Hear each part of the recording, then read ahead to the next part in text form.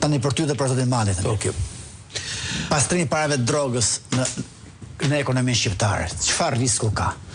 Edhe për zotin Malaj, a mund të kemi një imitacion të krizës të piramidet në të shtatës? Kur them piramida, kësaj radhe kanë parasysh shkullat. Unë respektoj shumë tani se është më i profilizuar tek mirë dhe ka dhe bashkëpunime ndërkombëtare në analizën e thelluar që i bën parat kriminale në ekonomi dhe në politikën shqiptare. Patjetër që të pas atij do të flasë për këtë çështje. Zoti Rama që kur puna e parë që bëri në këtë shtet, pra si ministri i kulturës, nëse kujtoni, projekti i madh i fasadave. Pra, erdhi dhe tenderoi vetëm pjesën ballore të fasadave nga bulevardi, jo nga mbrapa. Tani kemi fol kaq shumë për Ramën. Prit se nuk po lidh kot. Të them pak tek Po që aty se ka i zdan fill gjë. Kur u bë kryetar bashkie, unë këtu të kam treguar të disa komunikime, disa mesazhe. Pra, lidhjen me botën e krimit nuk e ka sot, e ka të hershme. Që kur qenë mandatin e parë si kryetari i Bashkisë Tiranës. Dhe i pasaj kur erdhi kryeministër, e trajtoi Shqipërinë një lloj siç trajtoi Bashkinë e Tiranës. Prandaj e kishte të thjeshtë edhe këtë lidhje, edhe këtë lloj krijimi të ekonomisë vendit, sepse e dinte se çfarë kërkonte pala tjetër. Sot, përgjegjësia më e madhe e Shqipërisë është pikërisht fakti që krijoi infrastrukturën e duhur, kushtet e duhura që bota e krimit, parat që i fitonte duke bërë trafik ndërkombëtar, se trafiku s'bëri në Shqipëri, ti investonte në Shqipëri, u krijua infrastruktura, ju krijua natyre hapësira për ta bërë këtë gjë. Ata që sot paraqiten si investitor strategjik apo investitor të huaj, janë të gjithë investitorët që vinë nga narkotrafiku dhe nga bota e krimit organizuar. Dhe kjo gjë ishte kaq e dukshme sa dhe spaku që i mbajti dosjet e disa vendeve të Bashkimit Evropian që kanë ardhur në 2021, 2022, 2023, u detyrua që mbas 5 vjetësh s'kisha bënte më. Plasi dhe protesta i nxori.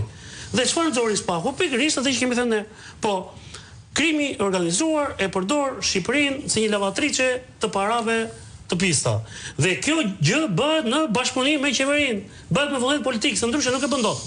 Nuk mund të hyjë një organizatë kriminale të fusi 10 apo 100 milion euro, sepse në një vend kaq i vogël si Shqipëria, sepse është e pamundur që ato të jenë të padukshme, ato janë shumë të dukshme.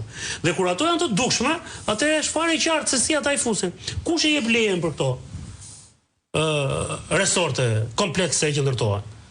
Vetëm operacioni i fundit, pra 2 operacionet e fundit që ishin në një harë kohor brenda 5 ditësh, një nga kullat e vendosur në sekuestër është 84. Dhe s'ka dalë akoma, s'ka dalë në nivelin 0, janë duke gërmuar poshtë. Është 34 kate. Pra s'ka filluar. Po disa kulla të tjera janë që janë dhënë leje në këto 2 vitet e fundit direkt nga kryeministri, se ka firmuar SRI, dhe nuk kanë për të ndërtuar kurrë, sepse po ndërpriten financimet. Pse ndërpriten? Dhe pse ato u zhvilluan në Shqipëri? Sepse nuk ka organizatë kriminale që hedh miliona euro, 10 miliona euro apo 100 miliona euro pa patur garanci që këto para nuk do të preken. Nuk investojnë ata në vende ku nuk kanë garanci. Dhe në këtë moment, ne kemi ardhur te pjesa Rama nuk i garanton dot më. Por nëpërmjet tyre ai krijoi këtë ekonomi. Dhe ekonomia shqiptare çfarë ndodhi nga 2013? Se jemi fiks në qershor. Një nga operacionet e para që bëri qeveria Rama ishte operacioni i qershorit në qershorin 2014 Lazarat. U godit Lazarati, ministri jon i brendshëm atë kohë u prit nga presidenti amerikan Obama, Shqipëria mori një famë të madhe nga ato që vdesej për pjarin kundër narkotrafikut dhe pastaj u lazaratizua gjithë Shqipëria. Dhe kjo është 2016, një vit para zgjedhjeve. Iku.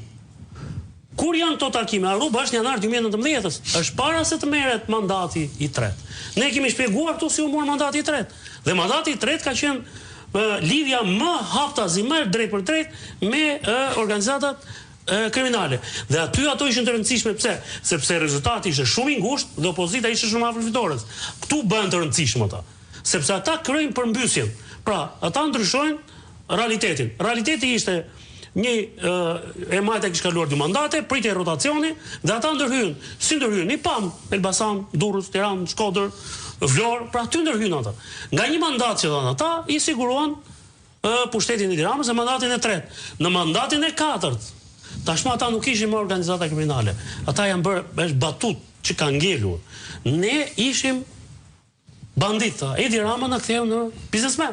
Dhe sot ne, prandaj media nuk e ndajnë të qartë. A kemi të bëjmë me një narkotrafikant apo një biznesmen, se ai ka 1000 punëtor. Ai është kthyer në investitor, ai merr fonde publike, ai merr ndërtime nga bashkit, nga Ministria e Infrastrukturës. Pra sot nuk janë ca bande të thjeshtë. Më fal dhe fjalën e fundit kam. Pra të gjithë infrastrukturë, se kjo duke sigur u bë sot, jo, u punua ditë mas dite. Dhe si u bë kjo? Duke larguar ata që ishin të përgjegjshëm dhe se pranonin këtë gjë, ose flisin mbi këtë gjë, dhe duke bërë një detachment atje, që flet vetëm një person, ai firmos, ai vulos, dhe ti sot i shef fare mirë të gjithë strukturën e Partisë Socialiste. Në fakt ata janë rilina se s'është Partia Socialiste dhe sipër. Pra, të gjithë strukturën e cila vjet në mbrojtje të investimi dhe të nxjerrin Trumpin, Kushnerin e ku diun dreqe me të birë. Ora, aty është Tursheu që ka bërë marrëveshje. A thot kryeministri shtok private, po shtok private, mo çdo të aty. E ka bërë Tursheu, po ka merit, po ta marrim si merit. Kush na ka sjellë të investim? Na pas ka sjellë Tursheu. Sa pas ka sjellë kryeministri. Kryeministri na ka sjellë atë në Durrës, që është zhdukur një port 2600 vjeçar atje, dhe na solli një person që thot vetëm 80 milionë euro ka marrë, ato 2.5 miliardë.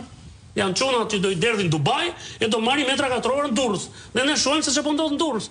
Pra, sot, nëse kërkojmë një investitor, Durrësi bë prispaku thuaj. Serioz, jo, sot ne kemi arritur prispaku se bëhet sot spaku. Sot Enton kemi arritur në pikën që edhe për të shkuar me pushime tek këto resorte, duhet vesh te spaku të marrësh letrat të marrë çelësat e vilës atje të bësh pushime. Se të gjitha resortet me standardin që vendosur. Unë po them, administratori i resorteve më të mëdha turistike në Shqipëri, shumë shpejt do të jetë janë bravo. Sepse të gjithë kanë të, dhe si u lidhen bota e biznesit aty. Si u vu politika në dispozicion të parave narkotrafikut. Me urdhën nga lart. Çemi shumë shkurt Zoti Malaj, pyetja ime për ty është Jo, më duhet flasë zotin të përfshihemi gjithë, pastaj si doni ju, se ju. Jo, duhet të pyes vetëm për këtë moment, se pastaj do kalojmë prapë te pjesa politike. Nëse me këtë model ekonomik që ka ndërtuar Edi Rama, ndalon paraja e pist. Çfarë ndodh ekonomisht?